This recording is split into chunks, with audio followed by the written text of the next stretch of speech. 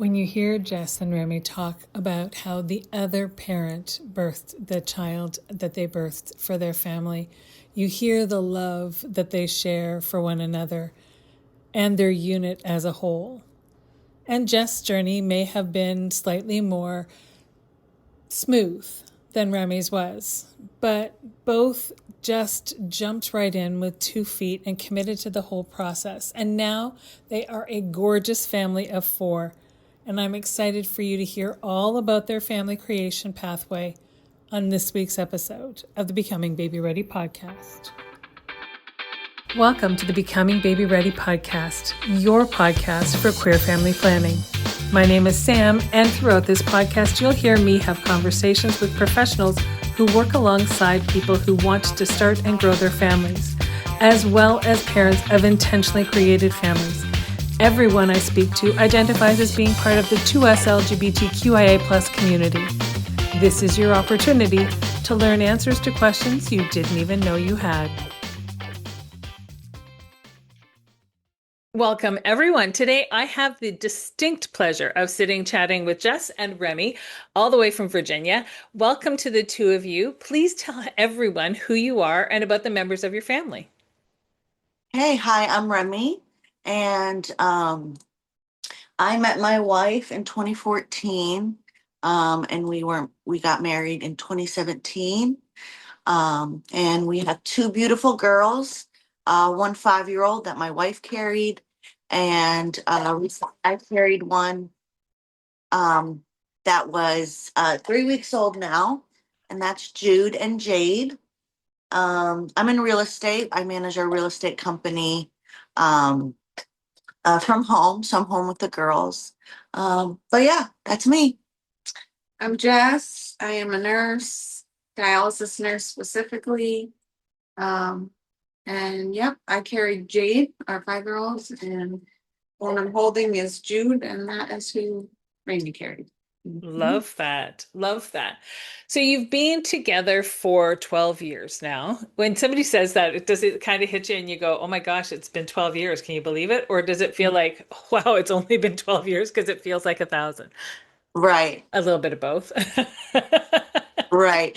It's a decade almost. I mean, I told her I feel like we've lived so many lifetimes. Yeah. And I was 23 at the time, so I was very young. Yeah. My wife is 6 years older than me, so she was 29 at the time, lived a completely different life than me. She's had her experiences, but they say I'm an old soul, so I grew up way too fast. So for me, it was like I wanted to settle down, find a partner. Yeah. We actually weren't looking at that point. I actually was on a date with someone else at the time that we met. Unfortunately, the date ended abruptly because a friend that was not doing so well, so she had to leave. And I look across the bar and there's Jess. So we ended up hitting it off. I'd say. Yeah, we ended up hitting it off. It's funny because the girl ended up coming back and I was like, I'm sorry, I've moved on. So how ironic. We always say thanks, Michelle, for giving us the opportunity There you to go. meet. And from the day one, I mean, we were inseparable. I love So that. Now, in stereotypical lesbian fashion, is Michelle still a friend? no. Okay. Because you know the stories. Right. It's funny. We posted a photo of us together, and she had commented on it. This was probably in 2016 or 2015, but she was like, "How ironic." So I think she was our friend on social media, but not anymore. So Okay. So you've been together a long time. Clearly, if you have a 5-year-old, you started the conversation reasonably early about when or how you were going to have a family. You've said that Jess is the older of the two of you. Is that just why you went first, or is that Yes. okay? Absolutely. And that was always the agreement was my clock is ticking. And I actually, when I birthed Jade, I was high risk. In in Western medicine, they say 35 is high risk. So, Right. yeah. So we always knew it was going to be me first, and I wanted it to be me first. Now, when you say high risk, was it just because you were quote unquote geriatric? Yes. Okay, so there weren't other complications that came up. It was just that you No. happened to have hit that number on the calendar that told Correct. them. Yes. Yeah. That's it. Yeah, Other than that, it was an easy pregnancy and an easy birth. beautiful. We actually home birth. Well, birthing center. Okay, Mhm. excellent. Which Yep. is a nice, relaxed atmosphere to be able to have your baby in, and Absolutely. so Yes. so they gently introduce yourself to that parenting world, right? Where it's not quite so stark as hospital spaces tend to Right. be. Right. And we were home within hours. Yeah. So that was nice too. Yeah, that's pretty cool. Now, you decide that Jess is going first. That's one decision to make of a gazillion that you realize now you have to make through the process, right? I mean, whose Right. uterus? That's the check, got that one. Mhm. Now we have to figure out sperm, we have to figure out care teams, we have to figure out IUI, ICI, IVF, RIVF. What did you do next? I actually was the one who took the lead on it. Uh, what forced me into it or pushed me a little bit was my twin passed away, and I'm sorry. that really rocked our world. So that's when we really like pushed for the family, pushed for the a child to anchor us to this physical world. So Yeah. I actually did a deep dive we actually looked into the cryobank, and we found a donor so how we did it was we wanted a donor. When I carried the baby, we wanted my donor to look like or have characteristics like Reme, and then vice versa when she carried. So we found one. Well, then life got in the way. My twin got sick.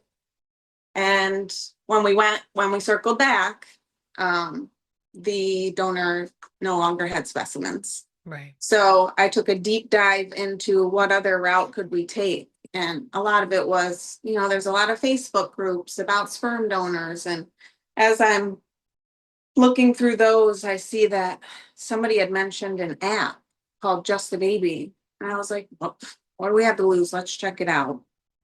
So I downloaded it, and oddly enough, it's like Tinder. And you just swipe through, and it's not just for sperm donors. There's also like surrogates on there. There's also women on there who are looking, they put their profile up saying like, I'm looking to have a child, and they'll, say, whether they want somebody involved or not involved in the child's life. Anyway, so you set your criteria, and we actually found, after you weed through some weirdos, because there's weirdos. Inevitably. Yeah.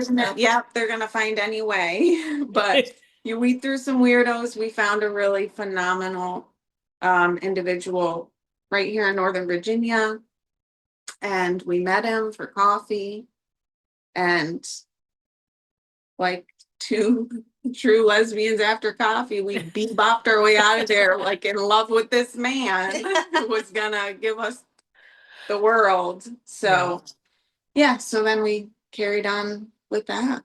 And obviously there's legalities. I was gonna ask. Yes, there's Yeah. contracts, and then there's adoption after the fact, second parent adoption, and all of that to like secure it all. But he didn't want any part of Right. her life. He just said that, he wanted to give back, and then step back. And that was exactly what we were looking for. He had a lot of characteristics like Reme. Ethnicity as well. Yeah. Yeah. And then what? 2 tries? 2 tries. Yeah. And you So did that you- at home? IUI? We ICI? we collected the specimen from him, and then we the first time we went to a hotel room and inseminated there, home insemination there. Yeah. And the second time was a little more interesting, but a little abrupt because we didn't know she was ovulating, and It was on nighttime. She had to, I had to work the next day at 4 a.m. because that's when dialysis starts. So there wasn't like the option of go to a hotel room, put your legs in the air for a couple hours and then leave. No. Right. So it happened in the car and it was hectic. Yeah. We really think it didn't take because, we met with him at night. He was frazzled. We were frazzled. But we had to kind of drive home and, not to be TMI, but it fell out. So we were like, oh gosh, on the seat, we're gagging, we're driving home. It's an hour drive. And I was like, we just wasted all that sperm for nothing. But I guess you just need just one tiny swimmer, you know? Just need one. A little goes a long way. Apparently. And within 11 days, she tested positive. So it was crazy because the first time we had this like contraption called the stork. We were prepped. We were legs up for an hour. We did all the things. It did not take. But then the second time where you're frazzled, you're spilling sperm in your car, you're freaking out, you're driving home at night. And boom, 11 days later, she tested positive. So, that was an experience. Are you going to tell your daughter at some point that she was conceived in the backseat of a car? Probably. We have our passenger seat of the car. Yeah, the passenger seat. Oh, okay. Well, if it's a passenger seat, then yeah. We actually have a birth story that we posted. And it's detailed with all of those details. So we put it out on social media, and a lot of people have read it, and we saved it as a document. So 18th birthday, maybe we'll hand that birth story in her birthday card. There you go. Yeah. So very interesting, fun. Can you tell me a little bit about the healthcare system as it relates to having babies when you're birthing in a birthing center in the US? Because where I am, I'm just outside of Toronto.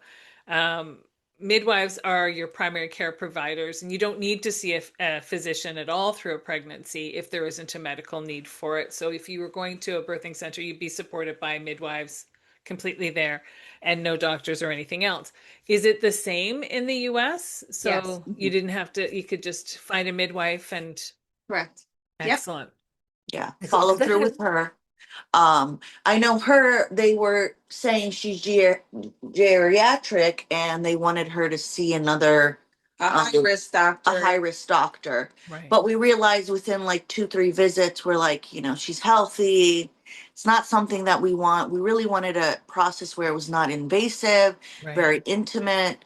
We're not really into Western medicine to an extent. So we really I'm a nurse. So yeah. We're not really into Western medicine. So we wanted something really intimate, and we, a home birth really sounded like something that the route that we wanted to take. We lived too far to we were very rural at the time, so we were too far for the home birth. So we did the birthing center, which is the same. You're just not in your home. Right. Same idea. But yes, we were followed by midwives all the way up to 6 weeks postpartum. Excellent. Right. Yeah. But it's different from state to state, isn't it? And the acceptance of midwifery care as your primary care team throughout a pregnancy, from my understanding from peers in the US, is that that's a fairly new thing. And it depends on where you go, how they're gonna view it. Right. Unfortunately, Reme wanted a home birth and wasn't able structurally to birth at home. So she had to have a hospital birth. And luckily we had our midwife with us the whole way, because she was like, you don't go to this, we're not going to this hospital for the transfer. We're going to this one. They're accepting of midwives, and they'll work with us and take the most non-invasive route. So yeah, we saw that firsthand. Yeah. And you really, depending on the midwife, you really have to kind of dig through them. It's kind of like another partner you're choosing. So some midwives are very much so the natural route, very natural, nothing Very hands off. hands off. And then, the other midwives are more progressive. Western medicine is, plays a part as well, and the natural part. So it's really you're interviewing who you feel comfortable with and how you want the birth to. Right. So we were really lucky with who we found for her and for me as well. So you really have to see, you guys have to just mesh Right. in regards to how you want that birth to look like. So, Yeah. yeah. No, that makes sense. That makes Mhm. perfect sense. So you have gone through the process, you have your baby, you come home, and you're living your life as a family of 3, and all is well. And so you said at the time you were living more rurally, did you move closer to an urban center right after the baby was born, or did you give yourself some time to? Well, so the baby was about Jade was about a year and a half. Okay. And I'm from the city, so I'm from Northern Virginia area, right outside of DC. So I lived the city life, and there was just more, it's more progressive out here. When I met her, she already had a house in the rural area. So we ended up moving there. But within a year and a half, we decided, with after COVID, things really slowed down here. So we made a decision where she would become a travel nurse. So Okay. Jade was a year and a half when we started that, and we traveled for 3 years. So we'd go to different states every 3 months, and just explore the areas. And then we decided, Jade was going to be 5 years old, and schooling was going to start. We really needed a support system if we were going to have another one. So we decided to move to where I grew up. Right. So we have a lot of support here. So yeah, we made that decision actually in August of last year. So we've been here since, and we're settling down. No more travel for now.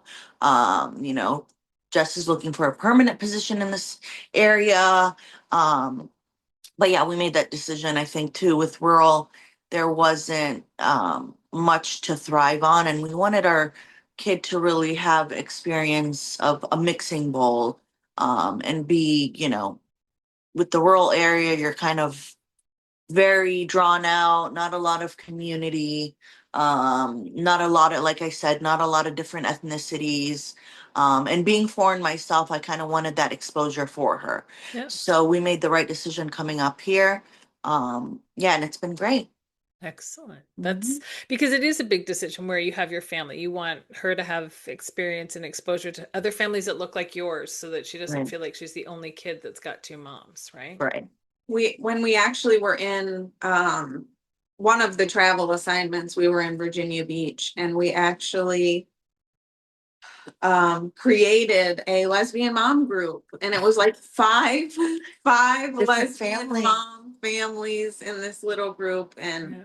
unfortunately it was just, that wasn't going to be our final landing spot. So but we're hoping to build that here. It was really nice for her to see, yeah, families that looked like hers. And Yeah. she hadn't seen that in rural King George County. So, Yeah. so that was a nice experience. We're looking for something like that here. I think Yeah. we'll find it close to DC, Northern Virginia. Yeah. Yep. Yep. I think you will. And I mean, and if it's not already there, then clearly you know how to set it up. Right. And Right. I'm sure Built it. those families that you affected before you left are still grateful that you made those connections for them, Oh right? yeah, we still are in Still touch part with of our. them. They followed us with my birth as well. We stay in touch. So I think we're gonna be friends forever. So, and our kids too, they send letters to each other, and yeah, it's definitely a beautiful connection that we made, that it was gonna be lasting. That's amazing. That's amazing.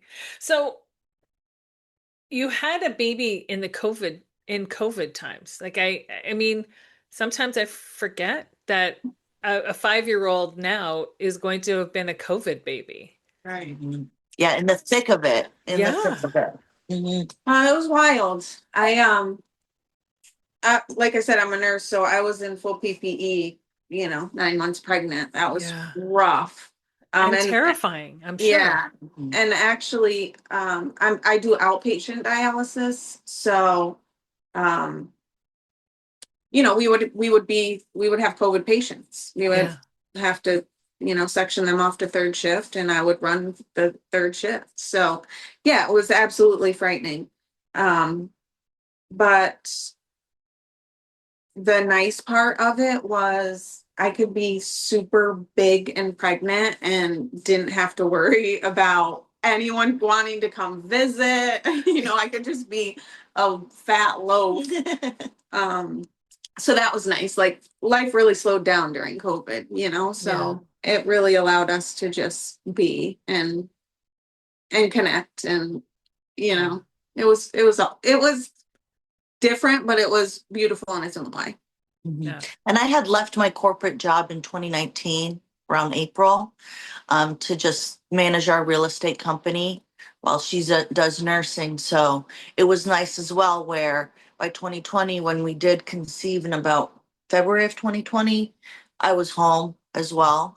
So, when she did birth and she had her maternity leave after that, I was home all the time. So we didn't have to worry about daycare or anything like that or exposing her.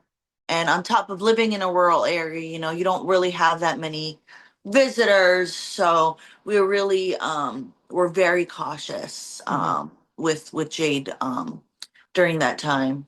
Almost too cautious. It's biting us now because I was so fixated on, because I did get vaccinated, and I was like, she's gonna get my antibodies. Let me, through the breast milk, like Right. breast milk, and now she's a terrible eater. And I'm like, I blame myself. I blame myself, okay? Yeah, we waited a long time to give her solid just because we thought that, like you said, the antibodies. Yeah. So, and now she's really picky. So, I'm going to be honest though, my almost 28-year-old didn't have solid foods till he was 10 months old. He was exclusively breastfed until he was 10 months old. And will eat anything now. So it's a phase. It's a Okay. phase. She will grow out of it. Keep exposing her to a little bit of everything all the time, and she Doing will that. find the things that she likes and doesn't like. Don't you Okay. worry. Don't you worry. Thank It you. comes. It comes. Hold on for just a moment. We'll be right back. You know you want to start a family, but you're really not sure where to start, what questions to ask, who is your best person to connect with. Well, I would say that the best person to connect with is Sam from Baby Ready. We have connections and resources, answers to questions, and we have been helping support families for over 25 years. So when you are looking to start the process of creating the family of your dreams, look no further than Baby Ready. You can learn more about the services we offer and the places you can meet us in person at www.babyready.info.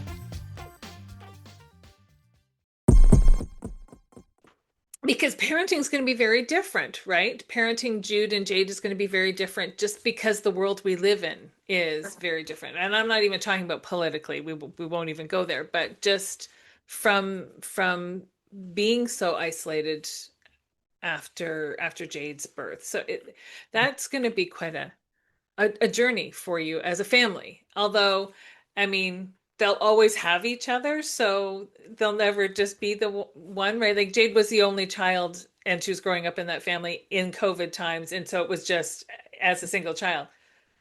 Jude's always going to have an older sister, so even if we were COVID, they would still have each other, kind of thing. So it's a Right. neat, it's an interesting concept, just about how their worlds will be connected but so different in their early years, right? There's a lot of similarities though, because we had Jude in RSV season, like, Yeah, so it's we're fair. bringing in a lot of, like, we have masks at our door. We have antibacterial Good. at our door. Like, there's a lot that we're carrying from that into this because, and it's ramped up, these respiratory illnesses are bad. Our 5-year-old just had the flu, so, and she was down for 6 days. So, Yeah.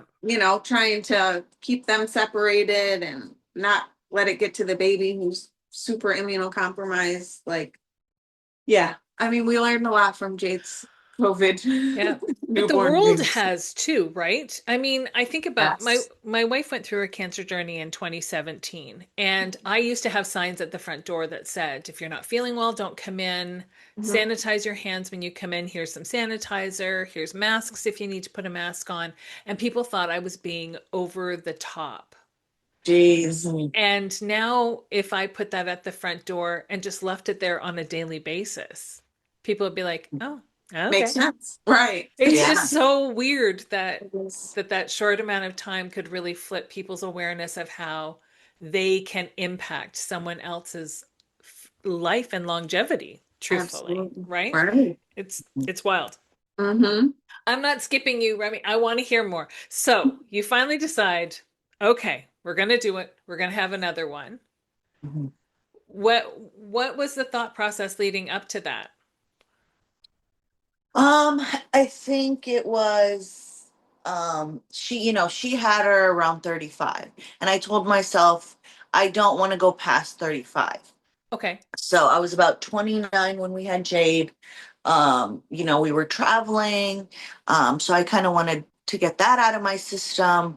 And when we decided, hey, it's time for us to settle, then the conversation about having another one popped up. So, and I was reaching that 35. I'm 34 right now. I'll be 35 in May. So I was like, okay, well, the clock's ticking for me. I don't want to go past 35. I think it's time for us to have another one. But like I said, I didn't want to have it while we were traveling, Right. because it's every 3 months you got to pack up and go, Yeah. So, yeah, we wanted to wait until we were able to settle. And I think we wanted Jay to be a little bit more independent as well, before we had another one, so that the dynamic can be a little bit different, where you don't have two in diapers, Right. and so forth. So yeah, really the conversation was, okay, time's ticking, let's do this. We're about to settle somewhere, we're gonna have a lot of support in this area. So it was just, let's get on the app again and Excellent. find another donor that looked like her, blonde hair, blue eyes. And we were lucky again. We found in a great donor. Actually lived in Virginia Beach at the time. So we decided to, go ahead and start. It took me about 4 times, unfortunately. So I kind of was discouraged the last time, but it worked out. So right before we moved, we were able to conceive, and then, I remember being like, what, 5 months pregnant when we moved here. So that was interesting having a big move like that. Yeah. But we did it. So And we yeah. interviewed our midwives from down there. Hmm.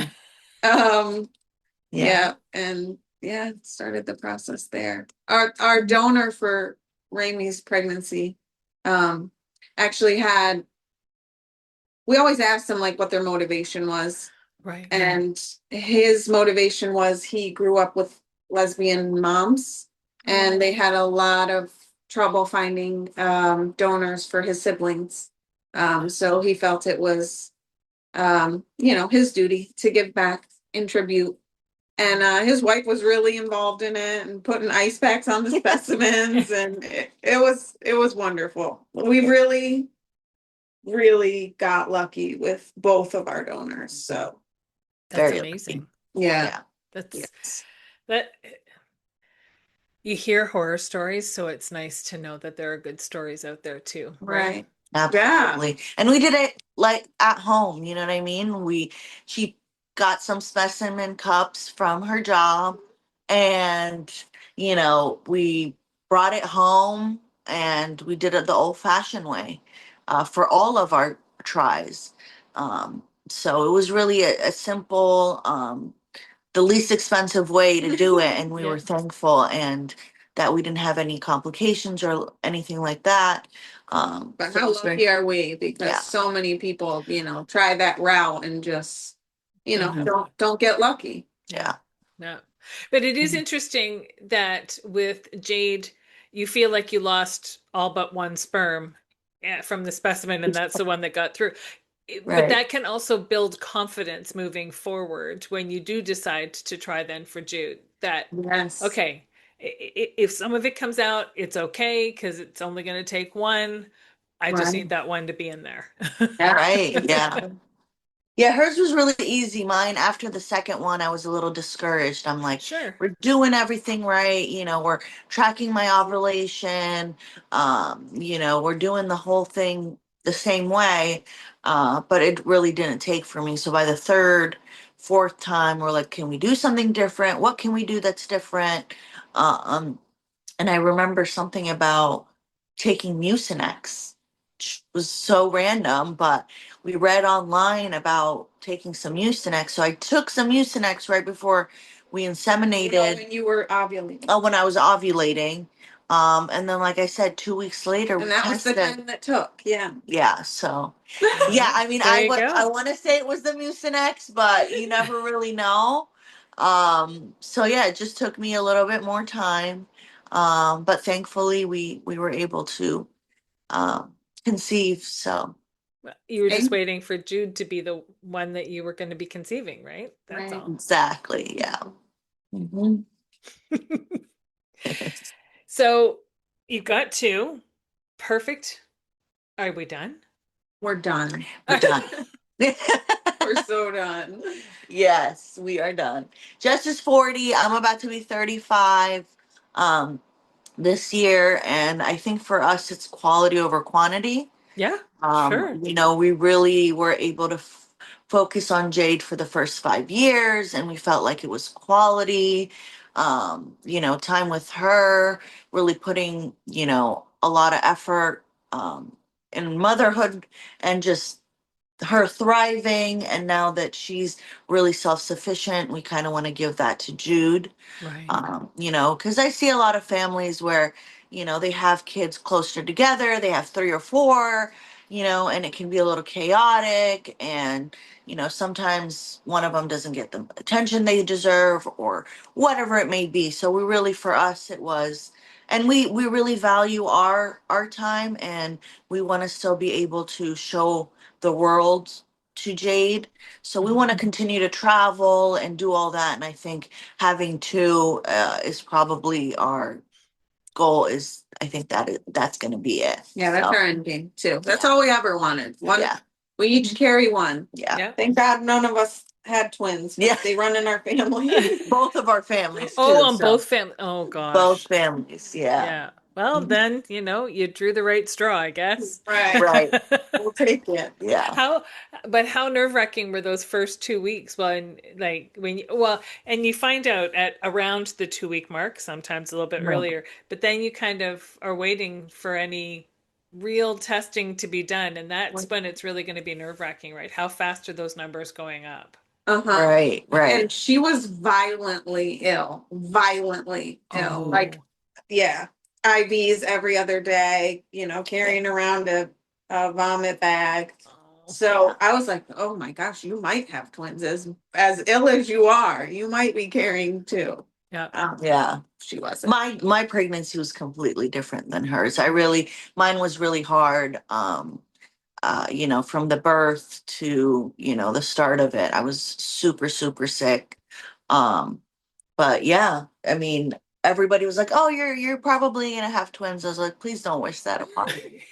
And I was like, I think we waited a while before maybe waited like 9 weeks before we had our first ultrasound. And I was just really nervous. I was like, please just have one heartbeat in there.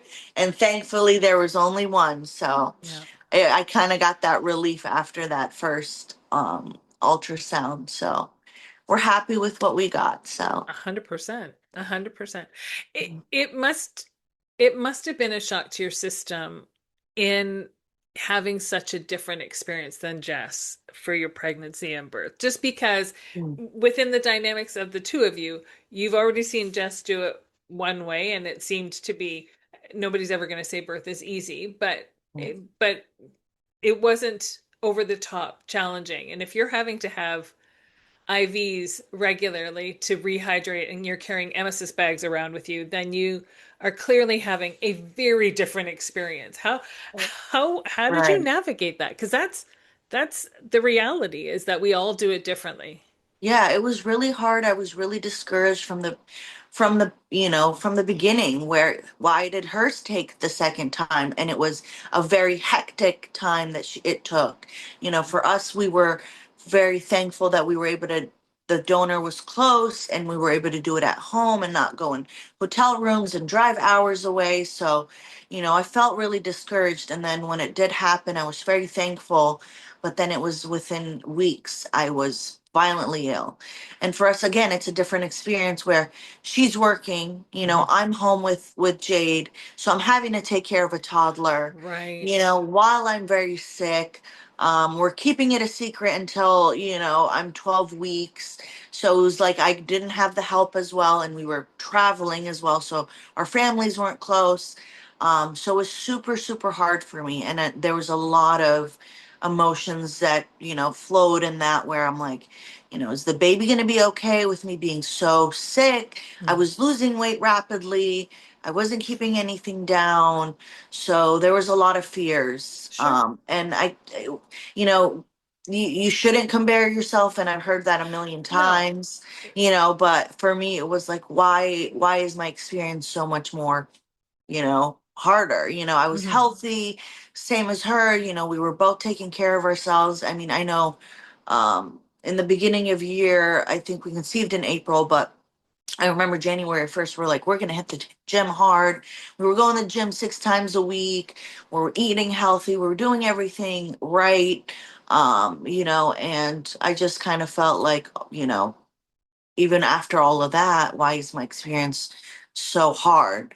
Mhm. So a lot of discouragement there, but we got through it. After Sure. those first 3 months, my body started to realize, okay, you know, the hormones crash and all of that started steadying down. So I think my Yeah. second trimester was so much easier. But again, it's different because I'm also taking care of a toddler. Sure. So, it's a little bit more demanding for my pregnancy. And yeah, I mean, throughout, and then I think the last month, I had a lot of issues with heartburn. And I remember I had restless leg syndrome, and there was just a lot going on for me, and I was just over it, so Yes. it was, and I had a way smaller torso, so I could feel her everywhere, so I was Right. like, she's growing so much and I'm not, there's no more space in That's here. So right. This is it your was eviction notice. exactly. So I was waiting, and I remember she was about 4 days late, and those 4 days, I mean, it took almost a year. I almost felt like. Yes. So yeah. And again, both of us wanted home births. That was what we wanted. Yeah. My birth story was a little bit different. We started at home. I was really thankful for that, but I birthed at home for 36 hours. You labored out. Labored, Yeah. sorry, labored at home 36 hours, got myself to 10 centimeters.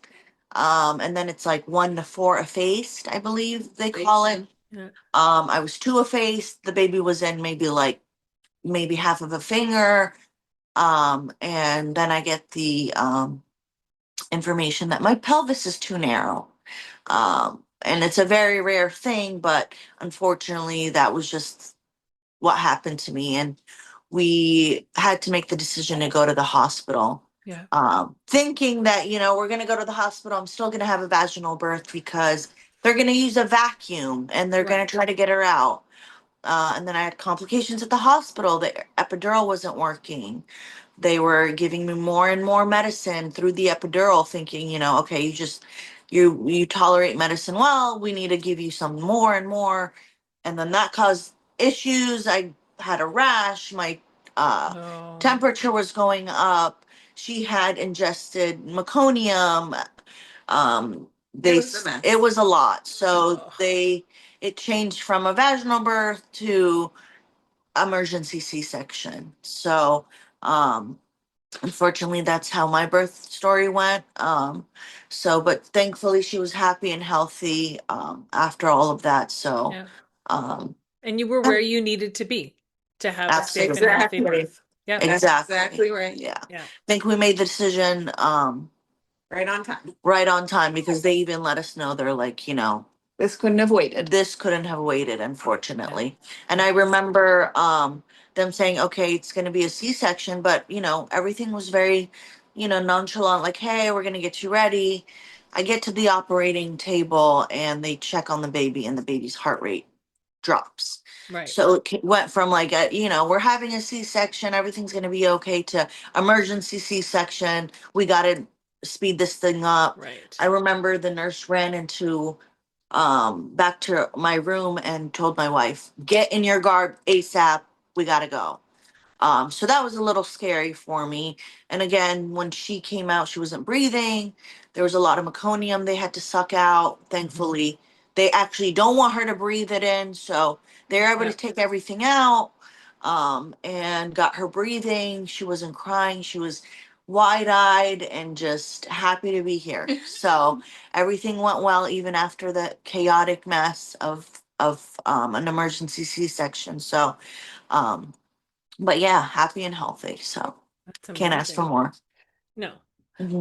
But being that was only 3 weeks ago, I can appreciate why, I mean, you're that much more adamant that it's two. We're Yeah, done at two.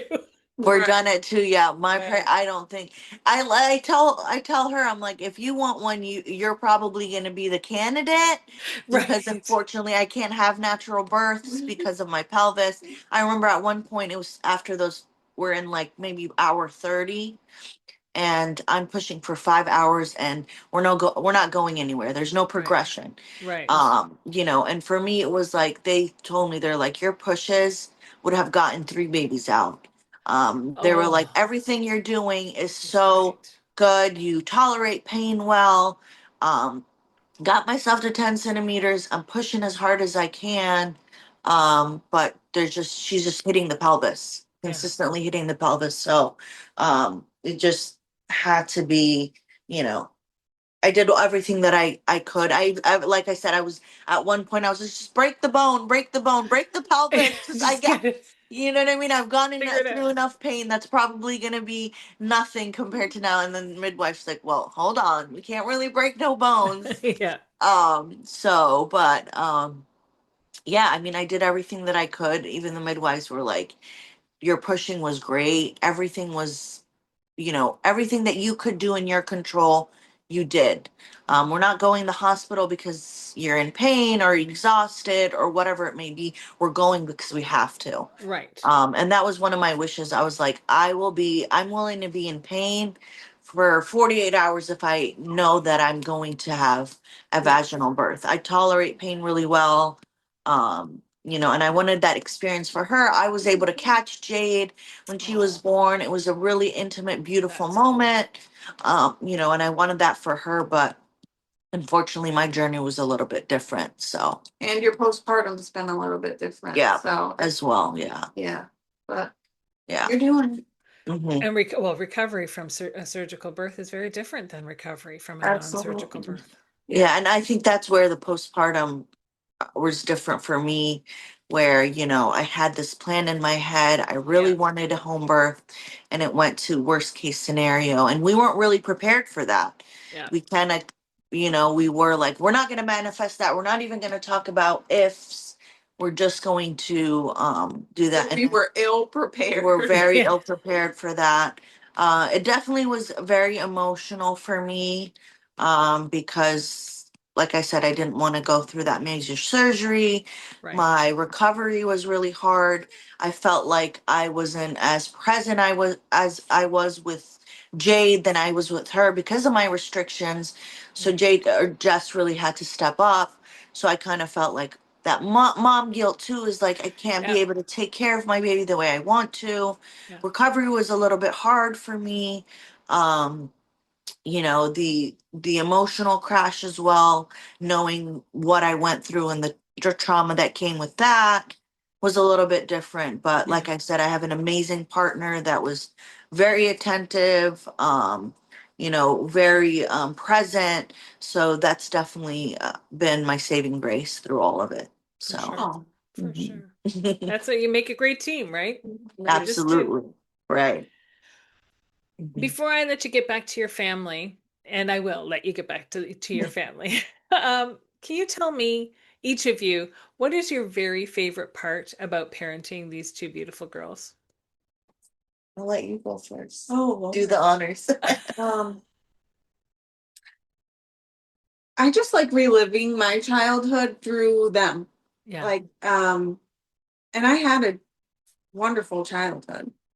But we were just telling a friend the other day, like, it is the most thankless job, yes, but it is absolutely the most rewarding. And with the state of this country and this world, I don't know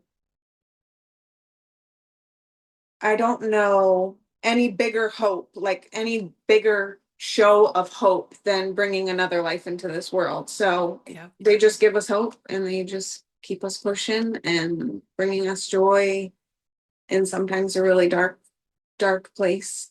Yeah. So, but really reliving my childhood through them, and yeah, just the joy on their faces. And even her, she's probably smiling because she's farting, but it's still joy. There you go. It feels better out than in, right? Right.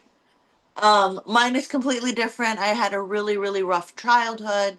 Unfortunately, my parents are not in my life because of my lifestyle and marrying a woman.